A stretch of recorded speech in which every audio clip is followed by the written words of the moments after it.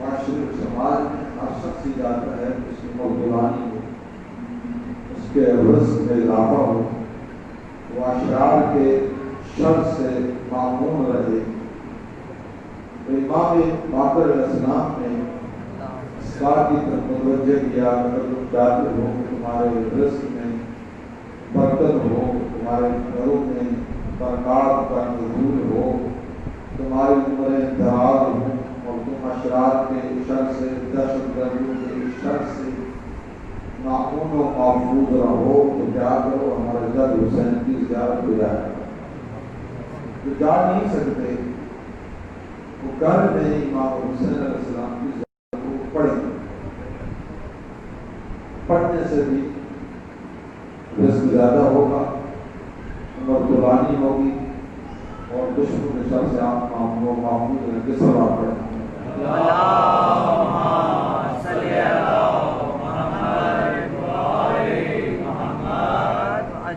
حسین وارث انبیاء ہیں اور ہم نے کل کی مجلس میں یاد کیا ہے، السلام علیکم یا وارث آدم صفت اللہ، ہمارا سلام کو اس حسین بن علی پر جو آدم کے وارث ہیں۔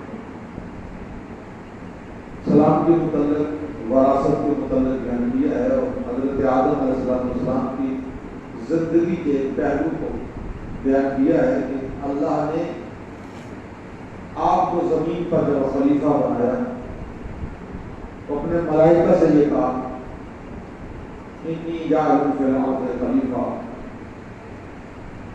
کہ ملائکہ میں زمین پر اپنا نمائندہ بنا رہا ہوں، اپنا خلیفہ بنا رہا ہوں۔ اذا نفخت فیہ من روح فقعوا ساجدین، جب اس کا روح ہو تو سارے کے سارے ملائکہ اسے سجدہ کریں۔ کل کی بحث میں اس بات کی تفصیل بیان کی ہے کہ جن ملائکہ نے حضرت آدم کو سجدہ کیا وہ ملائکہ بن گئے، مقربین الہی بن گئے، اور جس نے انکار کیا وہ شیطان بنا، رجیم بنا، لعنتی بنا۔ یہاں تک بات مکمل ہوئی۔ دوسری آیت میں اللہ نے فرشتوں کی گفتگو کو بیان کیا کہ جب ہم نے فرشتوں سے یہ کہا کہ ہم زمین پر خلیفہ بنا رہے ہیں تو ملائکہ نے کہا قالوا اتجعل فیہا من یفسد ویسفک الدماء ونحن نقدس لک ونعبدک۔ جب اللہ نے کہا کہ زمین پر آدم کو خلیفہ بنا رہا، فرشتوں نے کہا خدا اس سے خلیفہ بنا رہا ہے جو زمین میں خونریزی کرے گا، فساد برپا کرے گا، جب کہ ہم تیری تسبیح و تقدیس کر رہے، تیری حمد و ثنا کر رہے۔ ملائکہ نے کہا اللہ نے فرمایا انی اعلم ما لا تعلمون، یہ فرشتوں جو میں جانتا ہوں تم نہیں جانتے۔ ایک منزل آئی کہ اللہ نے حضرت آدم کو اور فرشتوں کو آمنے سامنے کیا اور فرشتوں سے کہا تم یہ کہتے تھے کہ یہ زمین میں خونریزی کرے گا، فساد پھیلائے گا، ہم تمہارا امتحان لیتے ہیں۔ وَعَلَّمَ آدَمَ الْأَسْمَاءَ كُلَّهَا، اللہ نے حضرت آدم کو تمام اسماء کا علم دیا۔ فرشتوں سے اللہ نے فرمایا انبئونی باسماء ہؤلاء ان کنتم صادقین، اگر تم سچے ہو ان اسماء کا نام بتاؤ اگر تم سچے۔ قال سبحانک لا علم لنا الا ما علمتنا، فرشتوں نے آپ کو بتایا ہمارے پاس تو اتنا ہی علم ہے جتنا تم نے دیا ہے، ہم ان اسماء کا علم نہیں۔ اللہ نے حضرت آدم سے کہا یا آدم ام بے اسماء، تم ان کے سامنے اسماء کو بیان کرو۔ حضرت آدم نے جب اسماء ناموں کو پڑھا اور ناموں کے نام بتلائے، اسماء کے نام بتائے، تو ملائکہ نے اللہ کی بارگاہ میں معذرت۔ ان آیات سے جو نتیجہ نکلتا ہے، جو استفاد و استخراج ہوتا ہے کہ حضرت آدم کی جو فضیلت ہے وہ علم کی بنیاد ہے۔ حضرت آدم علم کی بنیاد پر فرشتوں سے افضل ہے. وہ آسمانوں میں جا سکے فرشتے جو حضرت آدم بتا سکے. آدم کے پاس تھا. اس کا مطلب یہ ہے کہ علم کا ہونا ضروری ہے. علم ہر دور کی ضرورت ہے. ظلمات اور تاریکیوں سے نکلنے کا بہترین طریقہ علم ہے. معاشرہ اور سماج کو بہترین سمت کی طرف لے جانے کا ذریعہ علم ہے. آج جو لوگ آسمانوں پر پہنچ رہے ہیں اور سمندر کی گہرائی تک جا رہے ہیں وہ علم کی بنیاد پر جا رہے ہیں. ایک مادی علم ہے اور ایک روحانی اور فقہی اور شرعی علم. اور پوری کائنات میں واحد مکتب اہل بیت ہے جو باب علم سے ملتا ہے. یعنی کہ آقا اور مولا باب العلم ہے اور واحد مکتب ہے جو پوری دنیا کو نیچے بتا رہا ہے اور بتانے کی اہلیت اور صلاحیت رکھتا ہے کہ اگر کسی کے پاس باب اجتہاد کھلا ہوا ہے مکتوب ہے تو صرف مکتب اہل بیت ہے. باقی تمام مقادیر والے باب العلم جو ہے علم کے دروازے مسدود بند ہوئے. واحد مکتب اہل بیت ہے جس کے پاس یہ علم کا دروازہ کھلا, اشتہار کا دروازہ کھلا. آج اس دور میں جہاں بہت ساری ٹیکنالوجی کے اعتبار سے سائنسی اعتبار سے لوگ آگے بڑھ رہے ہیں تو وہاں بہت سارے ہمارے معاشرے و سماج میں لوگ ہیں جو جہالت اور پستی کی طرف جا رہے ہیں. بہت سارے ہیں جو علم سے دور ہیں, فقہ سے دور ہیں, شریعت سے دور ہیں, آل محمد کے اقوال سے دور ہیں, آل محمد کے سیرت سے دور ہیں. آج اس سماج اور معاشرے میں بہت سارے جو اللہ کو ملے تھے جو مراجع کو گالی دیتے ہیں, مراجع کے متعلق غلط نسبت کرتے, پروپیگنڈا کرتے, تبلیغات رسول کرتے, جب ان کے علم میں نہیں کہ مراجع ہمارا اثاثہ ہے. امام حسن عسکری اللہم صلی علی محمد وعلی وعجل کتاب کا نام احتجاج الطبرسی. آپ میں سے جزائرین امام رضا ہے. امام رضا علیہ السلام کے مختلف سان ہیں, ان میں سے ایک سہن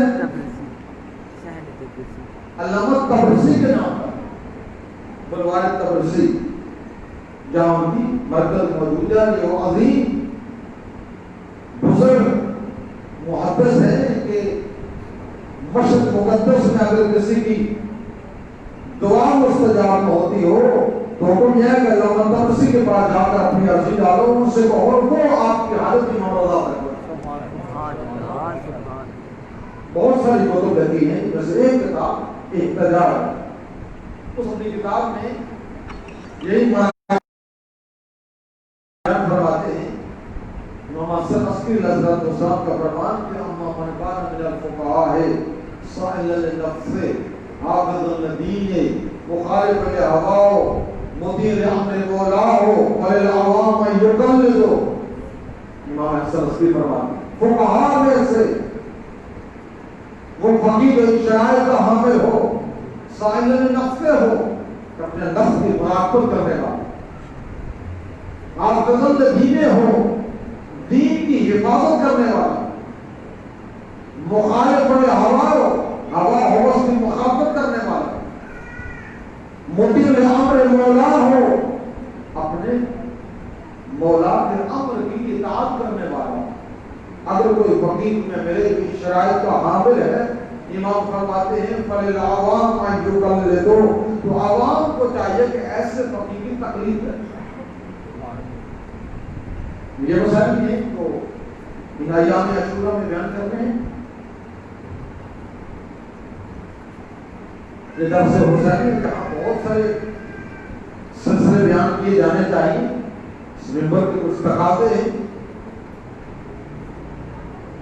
ہم حیوانات, جمادات, نباتات کی طرح نہیں کہ ہمارے کو کچھ فرائض نہیں, کچھ واجبات نہیں.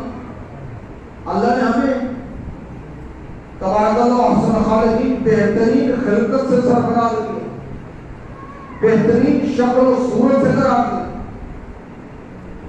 اور ہم انسانوں کو فرشتوں پر افضل قرار دیا، شکل و صورت کے اعتبار سے نہیں، ایمان، عقیدہ اور عمل صالح کے اعتبار سے۔ ہمارے کچھ فرائض ہیں، کچھ واجبات ہیں، ان واجبات اور فرائض کو ادا کرنا ضروری ہے، لیکن ضروری ادا بنا کیسے ہو سکتے ہیں جب ہم احکام شرعیہ فرعیہ کو باطلۃ التفصیلیہ یا خود سمجھیں یا کسی سمجھے ہوئے سے سمجھیں۔ اگر آپ خود نہیں سمجھ سکتے یہ جو نماز ہے، روزہ ہے، حج ہے، زکوٰۃ ہے، اللہ کی طرف سے آپ پر واجب ہے، اگر آپ قرآن و حدیث سے اس کو آپ کر سکتے ہیں تمام تفصیلات، نماز یومیہ کیا، نماز جمعہ کیا، نماز عیدین کیا، نماز اعیاد کیا، نماز قصر کیا، نماز قضاء والدین کیا، تفصیلات ہیں، اگر آپ نکال سکتے ہیں اپنے سارے واجبات کو، آپ کو کوئی تکلیف نہیں، لیکن اگر نہیں نکال سکتے اور اللہ کی بارگاہ میں سرخرو ہونا ہے تو پھر وہ جن علماء جن فقہاء نے 60 سال 70 سال قرآن و حدیث اور مختلف علوم میں دسترس حاصل کی ہے، استنباط و استخراج کی کیفیات سے گزرے ہیں اور یہ ریاضت اور صلاحیت رکھتے ہیں، پھر ان کے بتائے ہوئے ان کے اخذ شدہ مسائل پر عمل کر کے آپ تقلید کے عادت سے گزر کرتے ہیں، آپ تقلید کریں گے تو آپ کو یہ امام حسن عسکری کا فتویٰ، جن ائمہ کا شیعہ ہے ان سے ایک امام عسکری، اور امام زمانہ جن کی آپ رعایت میں رعایا ہیں، جس امام کے ساتھ آپ اٹھائے جائیں گے، اس امام زمان علیہ السلام نے بھی یہ بیان فرمایا ہے کہ اما الحوادث التي وقعت من بعدی فارجعوا الى مواقع حدیثنا فانه حجت علیکم وعلی حجت اللہ علیکم۔ میرے زمانے غیبت کبریٰ میں وہ جدید مسائل وہ حوادثات جو تمہیں پیش آئیں تو تمہیں کیا کرنا چاہیے؟ فرض الى روات احادیث سے تو ہمارے راویان حدیث کی طرف رجوع کرو، فإنهم حجت علیکم، وہ میری طرف تم پر حجت ہے، وعلی حجت اللہ علیکم، اللہ کی طرف تم پر حجت۔ راویان حدیث کون ہے؟ یہ ہمارے مراجع، یہ ہمارے فقہاء ہیں جن کا احترام سب پر ضروری ہے۔ ایک مرد سے آپ کا عقائدی اختلاف ہو سکتا ہے لیکن آپ گالی گلوچ نہیں دے سکتے، ایک مرد کی تقلید چھوڑ سکتے اگر آپ کے عقیدے کے مطابق نہیں یا آپ کے سلسلے سے نہیں کر رہے تو دوسرے مجتہد کی تقلید کر سکتے ہیں لیکن گالی گلوچ نہیں دے سکتے، وہ نہیں دے سکتے۔ احترام ملوث خاطر ہے کیونکہ یہ پیغام بڑے دور تک جا رہا ہے، یہ میسج بڑے دور تک جا رہا ہے، تو ہم ان لوگوں کو بتانا چاہتے ہیں جو اللہ کی دنیا اس وقت یہود و نور لاکھوں کروڑوں ڈالر یہ جو ہماری مرجعیت ہے اس کی احترام کو تو یاد رکھیے یہ مراحل ہی ہیں جو آپ کے تمام مسائل کا دفاع کر رہے۔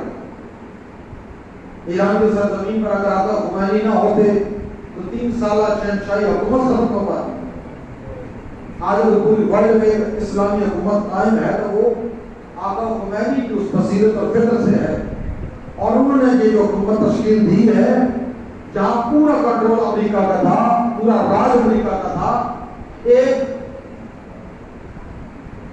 صدر سے لے کر ایک ڈی ایس پی تک جس میں پیچھے کنٹرول تھا وہ امریکہ کے لوگ کر رہے تھے۔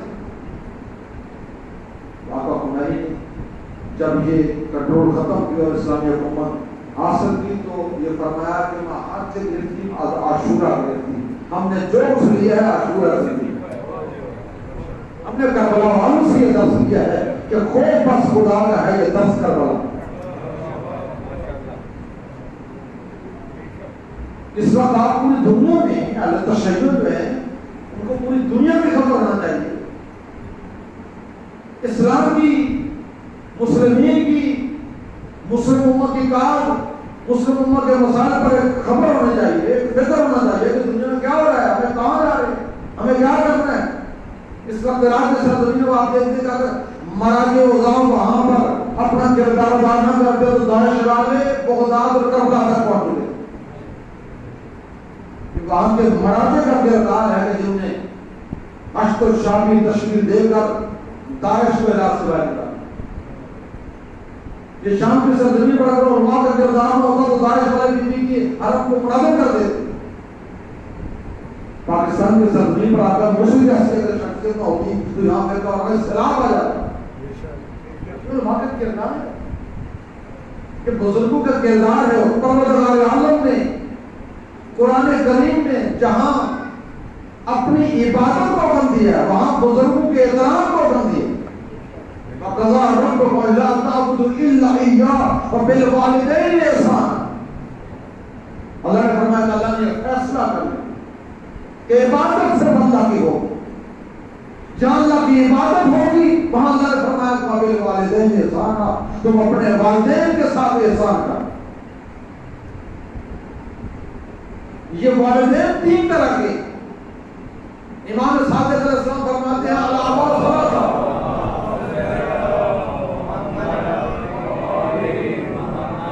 الآباء ثلاثہ من ولدک ومن علمک ومن زوجک. ایک وہ والد ہے جس کی وجہ سے تم دنیا میں آئے ہو, تمہارا حقیقی والد. ایک وہ والد ہے روحانی من علمک جس نے تمہیں تعلیم دی ہے. اور ایک وہ والد ہے جس نے تمہیں اپنی بیٹی دی ہے من زوجک جس نے اپنی بیٹی دی ہے. تمہارا سسر وہ بھی والد کا درجہ رکھتا ہے, تمہارا استاد وہ بھی والد کا درجہ رکھتا ہے, اور تمہارا والد بھی والد. یہ بزرگوں کا احترام ہے. ذمہ دار ہمارے معاشرے اور سماج میں بہت سارے لوگ ہیں جو اس وقت پریشانیوں کے عالم میں ہیں, اضطراب کی حالت میں ہیں, بے سکونی کے عالم میں. اور اس کی بنیادی وجہ ہے کہ والدین کا احترام چھوڑ دیا اور والدین کو ناراض کر دیا. نبی اعظم کے دور میں ایک جوان لڑکا چیختا ہوا بارگاہ رسالت میں حاضر ہوا, یا رسول اللہ جسم جل رہا, چہرے میں سیاہی آ چکی. نبی موسم نے دیکھ کر کہا بندے خدا تم نے اپنی والدہ کو ستایا, تیری والدہ تجھ سے کمائی. یا رسول اللہ معافی دلوائیں. نبی موسم اس نوجوان کو لے کر اس کے گھر میں آئے. جیسے تقریبات دیا اندر سے خاتون نے دروازہ کھولا. نبی رحمت دروازے پر پیچھے اس کا بیٹا کھڑا, دیکھ کر سمجھ گئی کہ یہ نبی آدم کو وسیلہ بنا دیا. کہا یا نبی اللہ آپ میرے گھر میں تشریف لائے, رحمت العالمین ہے, میرے لیے اعزاز کی بات ہے. لیکن یا رسول اللہ جو آپ کے پیچھے میرا بیٹا کھڑا ہے اس نے مجھے اتنا ستایا, اتنا دکھایا, میرا دل زخمی کر دیا, میں سوچتا ہوں تو معاف نہیں کر. نبی موسم نے فرمایا ایک کرنی ضرور یہ دیکھ کے تیرے گھر میں کون ہے. اب جب رسول جب گئے ہیں تو رسول کے چل جانے کا احترام کر. میری بات کو رد نہ کر, اس جوان کو معاف کر.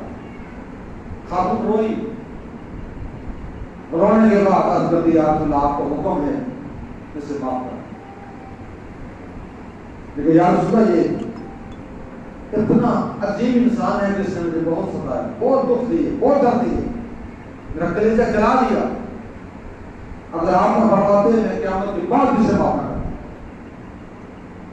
جیسے اس نے کہا کہ یا رسول اللہ آپ کو میں نے سے معاف کر دیا, وہ نوجوان جس کا چہرہ سیاہ ہو چکا تھا وہ سفیدی میں تبدیل ہوا, جس کا جسم جل رہا تھا فوراً رسول کے قدموں پر گر گیا. یا رسول اللہ آپ کی مہربانی, آپ کی نوازش, آپ کے کردار نے مجھے جسم میں آگ جل رہی تھی وہ جو حدت اور شدت تھی وہ ختم ہو گئی. والدین کا ایک احترام احادیث میں ہے, رضائے والدین رضائے خدا.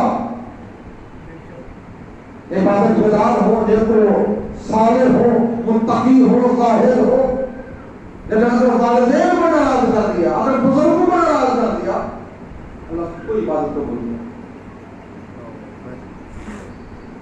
طرح والدین کا احترام ضروری ہے، اسی طرح آپ کے فقہا جو بزرگ ہیں، آپ کی ملت کا سرمایہ ہے، آپ کا اثاثہ ہے، ان کا احترام بھی ضروری ہے۔ اس لیے اللہ نے قرآن کریم میں یہ بیان کیا کہ آدم علیہ السلام کی جو فضیلت و بزرگی ہے وہ علم کی بنیاد ہے، اور پوری دنیا میں قابل علم کے ماننے والے آپ ہیں۔ بڑے بڑے عہدوں پر فائز ہونا چاہیے، یہ علم کے میدان میں ہمیں پیچھے نہیں رہنا چاہیے۔ یہ ہم ہی ہیں کہ دنیا کو بتاتے ہیں کہ دنیا کا کوئی ایسا مسئلہ نہیں جس کا حل ہمارے پاس ہو۔ حسین وارث آدم ہے، حضرت آدم کا امتیاز شرف علم کی بنیاد تھا، اور حسین وہ ہے جو اس علی کے بیٹے ہیں جو باب العلم، اور ہم وہ ہیں جو اس حسین کے ماننے والے۔ السلام علیکم یا وارث آدم صفت اللہ، زیارت وارثہ کا پہلا جملہ تھا۔ اب جو کہ تیسری محرم آ گئی اور ہم نے زیارت وارثہ کو مکمل کرنا ہے، دوسرا جملہ السلام علیکم یا وارث نوح نبی اللہ، حسین آپ پر سلام ہو کہ آپ حضرت نوح کے وارث ہیں، اور حضرت نوح کی کیا عظمت ہے، کیا بزرگی ہے، کیا خدمات ہے۔ حضرت نوح ان 5 اولو العزم نبیوں میں سے پہلے نبی ہیں جن کو اللہ نے اولو العزم نبی قرار دیا۔ بزرگ جانتے ہیں لیکن بچوں کو بتانے کے لیے اللہ نے جن 5 نبیوں کو اولو العزم قرار دیا ان میں سے پہلے حضرت نوح علیہ السلام، دوسرے حضرت ابراہیم علیہ السلام، تیسرے حضرت موسیٰ علیہ السلام، چوتھے حضرت عیسیٰ علیہ السلام، اور 5ویں میرا آپ کے آقا مولا حضرت ختم فاتح رسول اعظم صلی اللہ علیہ وسلم۔ اللهم صل على محمد وآل محمد وعجل فرج۔ حضرت آدم علیہ السلام کے دور میں شریعت نہیں تھی، افراد بہت محدود تھے، قلیل افراد تھے، چند قوانین وضع کیے، اور وہی حضرت آدم علیہ السلام بیان کرتے۔ حضرت نوح علیہ السلام کے دور تک آتے آتے افرادی قوت بڑھی، اور شریعت کا آغاز اللہ نے حضرت نوح علیہ السلام سے کیا۔ شرع به نوح، ہم نے شریعت کا آغاز حضرت نوح سے کیا۔ 950 سال حضرت نوح علیہ السلام نے لوگوں کو رشد و ہدایت کی تبلیغ سے سرگرم، لیکن لوگ حضرت نوح کی بات کو نہ مانے۔ آخر میں حضرت نوح علیہ السلام کو اللہ کی بارگاہ میں یہ کہنا پڑا، رب انی دعوت لیلا و نہارا ولم یزدہم دعائی الا فرارا، خدا میں نے ہر شب و روز کو تیری توحید کی تبلیغ کے لیے اپنے آپ کو مصروف رکھا، شب و روز مصروف عمر رہا، لیکن ان لوگوں کے سوائے فرار کو کچھ حاصل نہ ہوا۔ کوئی میرے قریب آتا نہیں، میری بات کو سننے کا عادی نہیں بنتا، میری بات پر عمل نہیں کرتا، خدا یہ قوم میں جفاکار ہے۔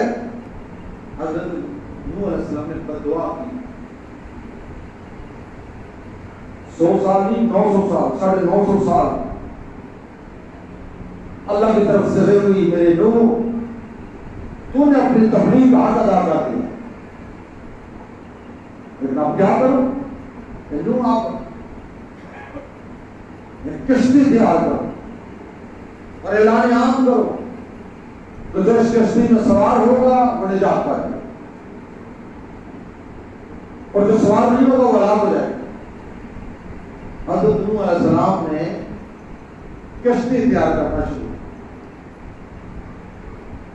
صحرا ہے، پانی نہیں، دریا نہیں، سمندر نہیں، تختے لائے، کیلے لائے اور ایک بڑی کشتی تیار کرنا شروع کر۔ اور وہ لوگ جو اس دور میں تھے انہوں نے حضرت نوح علیہ السلام کے اس فعل کو دیکھ کر تبسم بنانا شروع کیا کہ کیا ہو رہا ہے، کشتی کیا ہو رہی ہے، کشتی کا تعلق صحرا سے ہے، دریا سے،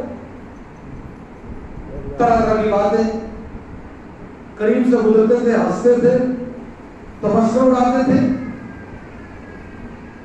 حتیٰ کہ حضرت نوح علیہ السلام کی زوجہ نے بھی حضرت نوح پر سوال کر دیا، حضور یہ کیا کر رہے ہیں، یہ کیا ہو رہا ہے، اب کشتی کیا ہو رہی ہے، اب پانی تو ہے نہیں، دریا ہے نہیں، سمندر ہے نہیں، یہاں کشتی کا کیا تعلق ہے؟ حضرت نوح علیہ السلام نے فرمایا یہ عالم والا تعالیٰ جو میں جانتا ہوں جو نبیوں کی بیویوں کا اللہ نے قرآن میں ذکر کیا، ایک حضرت لوط اور ایک حضرت نوح، یہ دو بیویاں تھیں جو ہمارے نیک و صالح عباد کے ماتحت تھیں لیکن خائن تھی، قرآن کا بات ہے، نافرمان تھی۔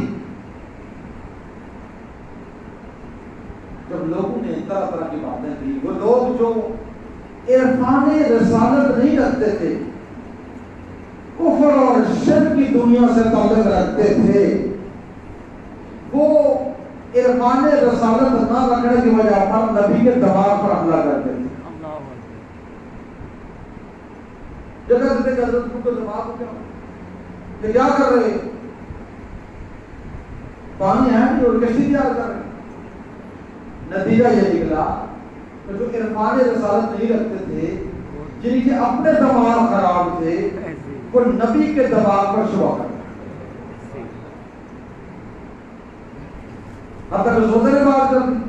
اللہ نے کہا نبی نوح جو ہو گیا سو ہو گیا، میں کسی ایسی زوجہ کو اولاد نہیں دوں گا جو اس طرح کی بات۔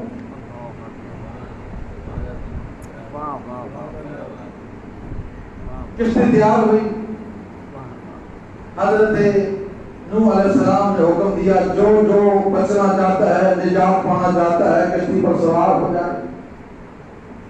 جو قلیل تعداد میں مومنین تھے وہ کشتی پر سوار ہوئے اور حضرت نوح کی بیوی اور حضرت نوح کا بیٹا سوار ہوا۔ حضرت نوح نے اپنے بیٹے کو دیکھ کر کہا وقال نوح بنادى نوح الى ابنه، میرے بیٹے ارکب معنا، آج اس کشتی پر سوار ہو جاؤ۔ بیٹے نے کہا میں پہاڑ پر جاتا ہوں، مجھے پہاڑ بچا لے گا۔ حضرت نوح نے فرمایا آج بچنے والی تربیت نہیں ہوگی۔ اللہ کل حال جیسے ہی کشتی تیار ہوئی، زمین نے پانی ابلنا شروع کیا، آسمان نے پانی برسنا شروع کیا، اتنی کثیر تعداد میں پانی آیا کہ کشتی میں جو لوگ سوار تھے وہ بچ گئے اور باقی ساری رات۔ قرآن کریم میں اللہ نے سورہ عنکبوت میں بیان فرمایا ہے وَأَنْجَيْنَاهُ أَصْحَابُ السَّفِينَةِ، ہم نے نوح کے اصحاب سفینہ کو نجات دی، وَجَعَلْنَاهَا آیَةً لِلْعَالَمِينَ، اور اس کو قیامت تک کے لیے ایک نشانی بنا۔ اصحاب السفینہ کو نجات دی، اصحاب نوح کی بات نہیں ہو رہی، اصحاب سفینہ، واہ واہ واہ، اصحاب السفینہ کی بات واہ ہو واہ رہی۔ واہ، جو اصحاب السفینہ تھے ان کو ہم نے نجات دے دی اور قیامت تک کے لیے ان کو نشانی بنا دی۔ حسین کون ہے؟ وارث نوح۔ واہ واہ واہ، حضرت نوح کے دور میں جو کشتی تیار ہوئی وہ لکڑی کے تختے تھے، ٹینیں تھی، اور رات کے عالم میں وہ لوگ آتے تھے، وہ تختی توڑ دیتے تھے، وہ کشتی توڑ دیتے تھے، تختے جدا کر دیتے تھے، ٹینیں نکال لیتے تھے۔ لیکن جب تیار ہو گئی جو لوگ سوار پر نجات پا گئے۔ آپ کو حسین کے متعلق رسول خدا نے فرمایا ان الحسین مصباح الہدی سفینہ و نجات، واہ واہ واہ، میرا حسین ہدایت کا چراغ ہے اور نجات کی کشتی ہے۔ پھر فرمایا مثل اہل بیت کمثل سفینۃ نوح من رکبها نجا ومن تخلف عنها غرق وهوى، میرے اہل بیت کی مثال کشتی نوح جیسی ہے، جو اس کشتی میں سوار ہو گیا وہ نجات پا گیا، اور جو رہ گیا وہ ہلاک ہو گیا۔ کشتی نوح اور کشتی حسین میں فرق یہ ہے کہ حضرت نوح کی جو کشتی تھی وہ تختوں کی بنی ہوئی تھی،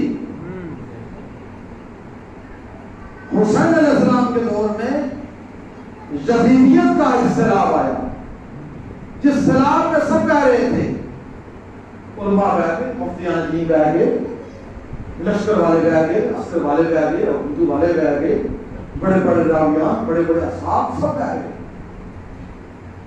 حالات یہ ہیں کہ حلال محمدی کو حرام کیا جا رہا ہے، حرام محمدی کو حلال کیا جا رہا ہے.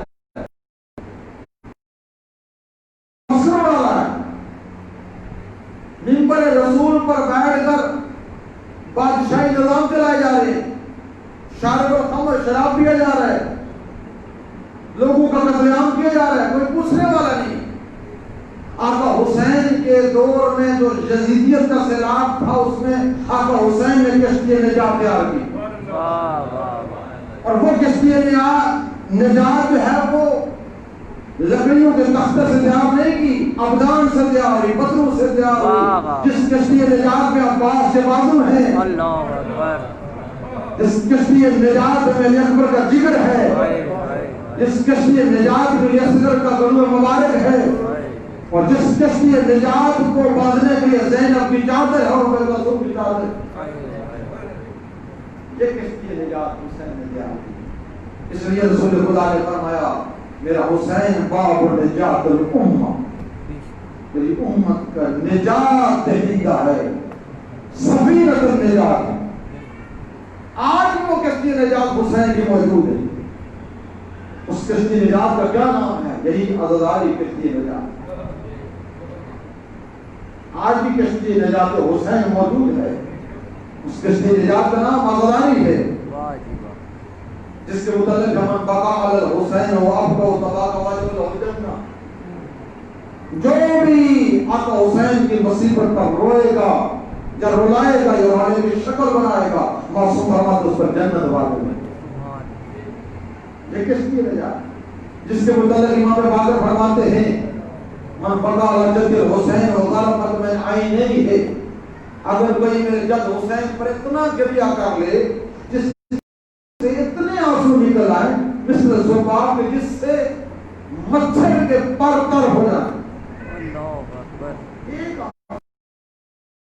باقر فرماتے ہیں، امام فرماتے ہیں اس سے سارے گناہ معاف ہو جائیں اگر سے تو گناہ ریت کے ذرات کے برابر، بارش کے قطرات کے برابر. اگر تو میرے جد حسین پر اتنا رو گئی اس پر جنت واجب. وہ کشتی نجات یہی عزاداری موضوع میں کر اس عزاداری کا اللہ صلی اللہ محمد مولی محمد معجل. وہ کشتی حضرت نوح اور یہ کشتی حضرت حسین. کشتی نوح علیہ السلام کے حوالے سے آج سے 70 سال پہلے کی بات. روس کے آثار قدیمہ کے لوگوں پہاڑوں میں جا کر صحرا میں جا کر کیونکہ آثار قدیمہ زمین کھودی اور اس کے زمین کے نیچے سے کچھ ان کو تختے ملے. کشتی نوح علیہ السلام تختے ملے. یہ مصر کی اخبار الہدا اس میں ساری تفصیلات ہوئی. تختے ملے، تختے نکالیں گے، لکڑی کے تختے تھے. ریسرچ شروع ہوئی، سروے شروع ہوا. دیکھا اس تختے پر کچھ نام لکھے ہوئے. انہوں نے ایک ٹیم تشکیل دی. 8 افراد پر وہ ٹیم تشکیل ہوئی اور 2 سال کے بعد پھر بلائی ہوئی. پھر ایک بڑا تختہ نکلا. وہ بڑا تختہ ایک پنجے کی شکل اختیار کی اور اس کے اطراف میں کچھ نام لکھے ہوئے تھے. 8 افراد پر وہ ٹیم تشکیل ہوئی اور انہوں نے 2 سال تک ریسرچ کی کہ آخر یہ نام کون سے نام ہیں. 8 افراد جن میں سے 2 آثار قدیمہ کے تھے، 3 بزرگ پرانے لوگ ان کے ریسرچ والے مرے ریسرچ اور 2 دوسرے ملکوں سے 2 سال تک ریسرچ کرنے کے بعد اس نتیجے پر پہنچے کہ یہ سریانی زبان کے الفاظ ہیں. پھر اس کو روسی زبان میں ترجمہ کیا. آج بھی وہ تختہ روس کے آثار قدیمہ میں موجود ہے.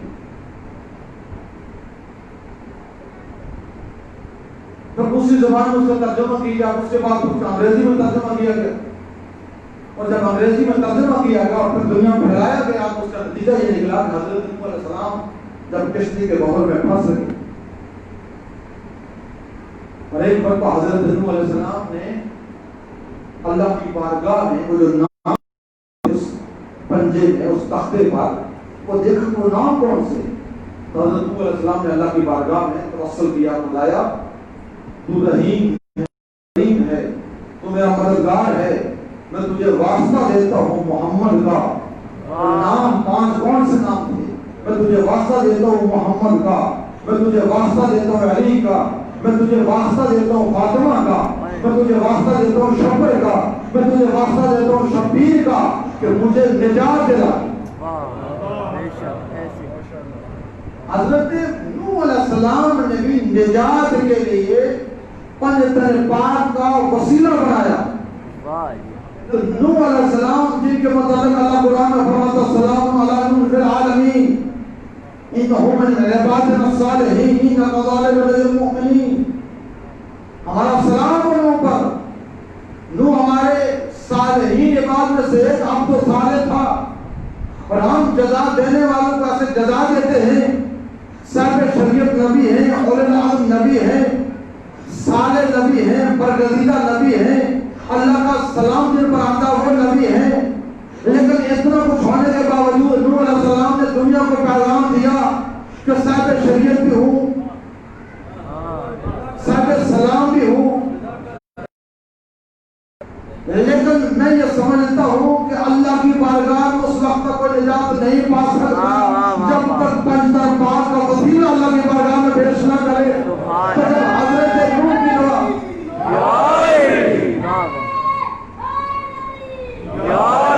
حضرت نوح کی دعا پنجتن پاک کے بغیر مکمل نہیں ہو سکتی، تو میری اور آپ کی دعا کیسے مکمل ہو سکتی؟ اور اسی کشتی روح کی وطن ہے کہ جب یہ کشتی تیار ہو رہی تھی تو اللہ کی طرف سے جبریل امین آیا حضرت کے پاس اور آ کر کہا جبریل اگر تم چاہتے ہو کہ تمہاری یہ کشتی غرق ہونے سے بچ جائے تو ہم تم کو پنجتن پاک کے نام بتائیں گے. پنجتن پاک کے نام کشتی پر لکھو اور ان کے نام کی کیلیں لکھو. حضرت نوح علیہ السلام نے حضرت جبریل سے جس عالم بزرگوار کا کل میں نے حوالہ دیا تھا علامہ غلام عسکری لکھنوی، انہی کی کتاب آج حضرت نوح فرماتے ہیں کہ جیسے ہی حضرت جبریل امین نے یہ کہا کہ نوح یہ چاہتے ہو کہ تمہاری کشتی غرق ہونے سے بچ جائے، ہم تم کو پنجتن پاک کے نام بتاتے ہیں، اپنی کشتی کے اطراف میں ان کو لکھو اور ان کے نام کی کیلیں ٹھوکو، تمہاری کشتی غرق ہونے سے بچ. جیسے ہی حضرت نوح علیہ السلام نے پنجتن پاک کے نام لکھے، اب روایت کہتی ہے کہ جیسے ہی آقا حسین کا نام آخر میں لکھا اور جیسے ہی آقا حسین کے نام کی کیل ساتھ میں ٹھوکی، کیل اگرچہ لوہے کی تھی لیکن اس سے خون نکل آیا.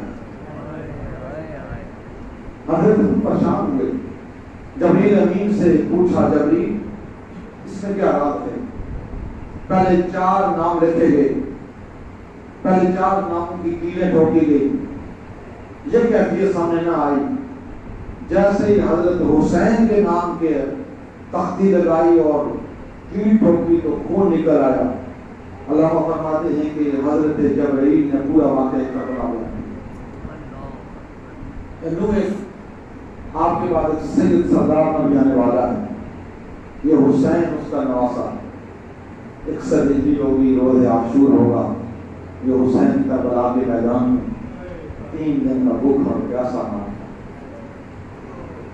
حضرت نوح علیہ السلام نے آقا حسین پر گریہ کیا. کتاب ہے وقف النبیین علی الحسین، انبیاء نے حسین پر گریہ کیا. تاریخ انسانیت کے واحد مظلوم حسین، حضرت آدم سے حضرت خاتم تک انبیاء نے حسین پر گریہ کیا. یہ تاریخ اسلام کے انوکھا واقعہ ہے، اور واقعے کا تذکرہ واقعے کے وقوع کے بعد ہوتا ہے، لیکن واقعہ کربلا ابھی ہوا نہیں کہ ذکر حضرت آدم کے دور سے، اور حضرت آدم کے دور سے یہ گریہ بقا ہے. حضرت نوح علیہ السلام روئے گریہ کیا، حضرت آدم نے گریہ کیا، حضرت ابراہیم نے گریہ کیا، حضرت موسیٰ نے گریہ کیا. حضرت نوح علیہ السلام کی تاریخ میں یہ بھی ملتا ہے کہ نام آپ کا عبدالغفار تھا. یہ نوح کیسے ہوا؟ نوح پڑھتے تھے، नूहे पढ़ पढ़ कर नाम नूह हो गया।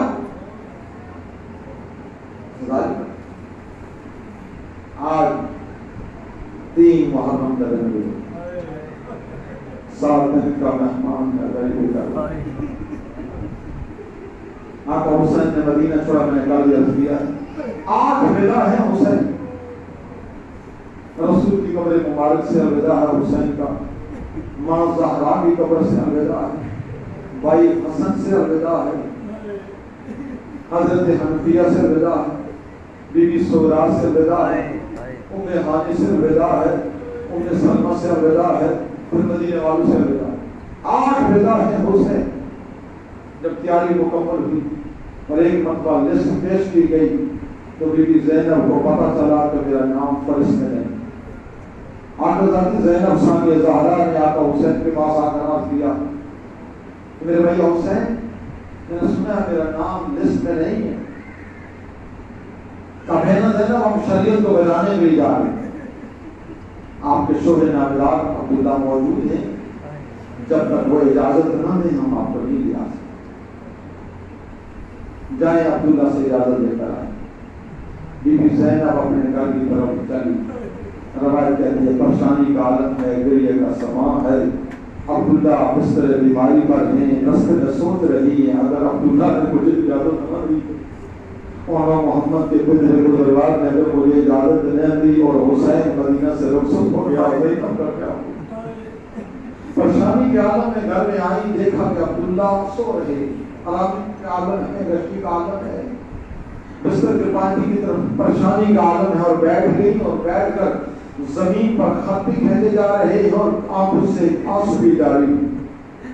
इस गुर्बत के आलम को अचानक अब्दुल्ला ने देखा कि अली की बेटी पानी की तरफ बैठी है, जमीन पर बैठी। अब्दुल्ला की चीख निकली और चीख मार कर कहते अली की बेटी, ये क्या गुर्बत का समा, क्या हुआ? आज तक ये कैफियत न देखी, जमीन पर क्यों बैठी है, क्यों गिरिया कर रही? कहा अब्दुल्ला आप गिर में नहीं है, मेरा मां गया हुसैन मदीना को छोड़ रहा है।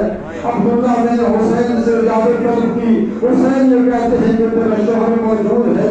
अब्दुल्ला आज तेरा सोजा बनकर नहीं, आज सवाली बनकर आई हूँ, एक सवाल करने के लिए आई हूँ। अब्दुल्ला मेरी माँ ज़हरा के वास्ते मुझे खाली न हो जाना। अब्दुल्ला कहते अली की बेटी क्या हो गया? कहा अब्दुल्ला मुझे हुसैन के साथ सब्र रात पर जाना है। अब्दुल्ला ने रोकर कहा अली की बेटी परेशान क्यों होती हो? जब तेरे बाबा अली ने तेरा निकाह मेरे साथ किया था तो अली मेरा बाजू पकड़कर अंदर चले गए थे और अली ने मुझे कहा था अब्दुल्ला मैं ज़ैनब को तेरी ज़रिए पर देता हूँ, लेकिन एक शब्द रखता हूँ, जब मेरा बेटा हुसैन आपसे करबला हो जाएगा, इराक का सफर करेगा तो मेरी बेटी ज़ैनब को हुसैन के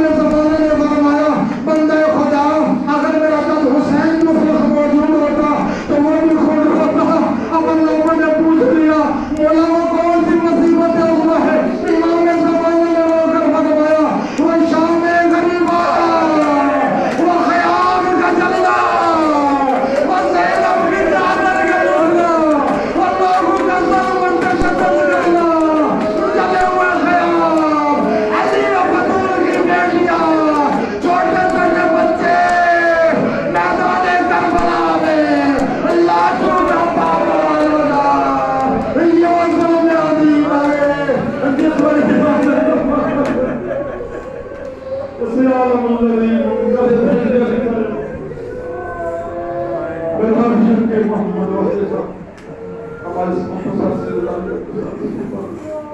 اپنی بارگاہ میں بارگاہ مصطفی بارگاہ علی بارگاہ سے بارگاہ سے بارگاہ زردی بارگاہ شرعی کر اللہ مصر وقوم فرما بحق الحسین بحق عائداد الحسین بحق آباء الحسین بحق ابناء الحسین بحق رسال الحسین بحق احوال الحسین ہمارے سرداری کو بارگاہ حسین منزل و مقبول فرما برادر سے سردار ناشد نبی سے تو کام اضافہ فرما والد اکرامی مقصود فرما کی بارگاہ سے سفر کا نیم فرما کی گرنا خیال کرنا دور فرما کی جتنے حاضرین ہیں جو دیوار شریع ہے جاکر حسین منزل و مقبول فرما جہاں نوازوں میں کرنا دلداری ماتمداری ہو رہی ہے تمام مصدار کو ماتمداروں حفاظت فرما عاشرات کے شاد عزت کے شاد سے معمول و معقول فرما وطن اہل وطن کی حفاظت فرما آقا مولا امام زمان اسلام کے ظہور میں تعجیل فرما ہم سب کے محدین انصار کی زیادت سے شرف فرما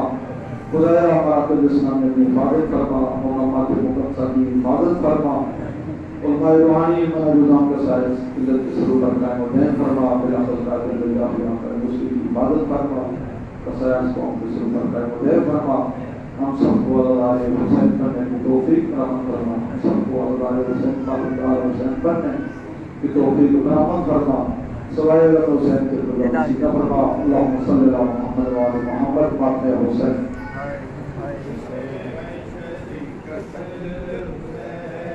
ہائے ہائے شریعت الحسین ہائے ہائے شریعت الحسین ہائے ہائے شریعت الحسین آگے لال تیرا دین پر احسان تیرا دین پر احسان ہے فاطمہ کے لال تیرا دین پر احسان تیرا دین پر احسان ہے فاطمہ کے لال تیرا دین پر احسان تیرا دین پر احسان ہے فاطمہ کے لال تیرا دین پر احسان ہے دین پر احسان ہے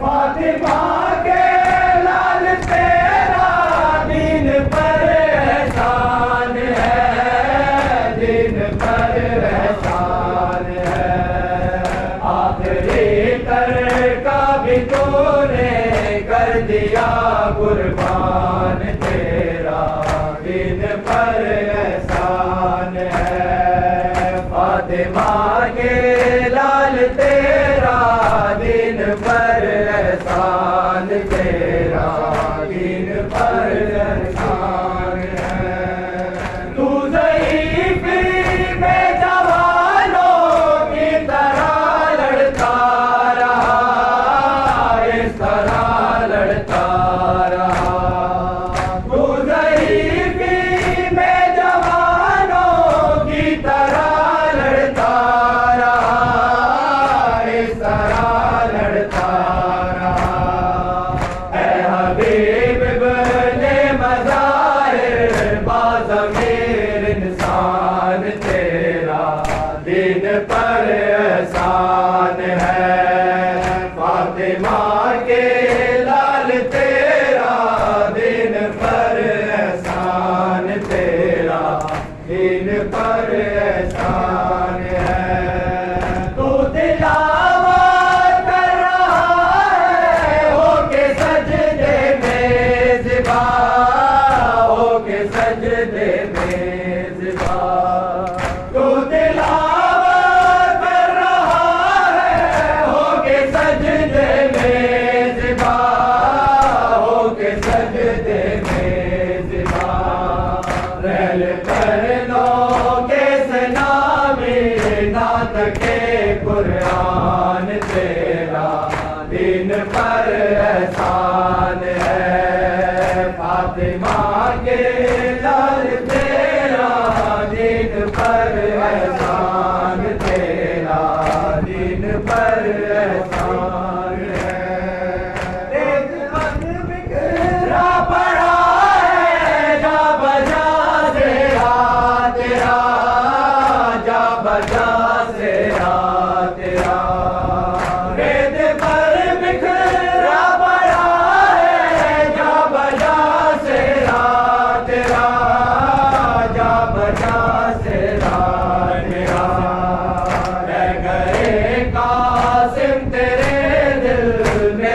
بھی ارمان تیرا دین پر احسان ہے فاطمہ کے لال تیرا دین پر احسان تیرا دین پر احسان ہے مرغ لاشے پر یہی کی بنت زہرا نے دعا بنت زہرا نے دعا مرغ لاشے پر یہی کی بنت زہرا نے دعا بنت زہرا نے دعا تو سدا زندہ رہے شبیر کے مہمان تیرا دین پر احسان ہے فاطمہ کے لال تیرا دین پر احسان تیرا دین پر احسان ہے تو تلاوت کر رہا ہے ہو کے سجدے میں زبا ہو کے سجدے میں زبا تو تلاوت کر رہا ہے ہو کے سجدے میں زبا ہو کے سجدے میں زبا ریل پر نو کے سنا میں نعت کے قرآن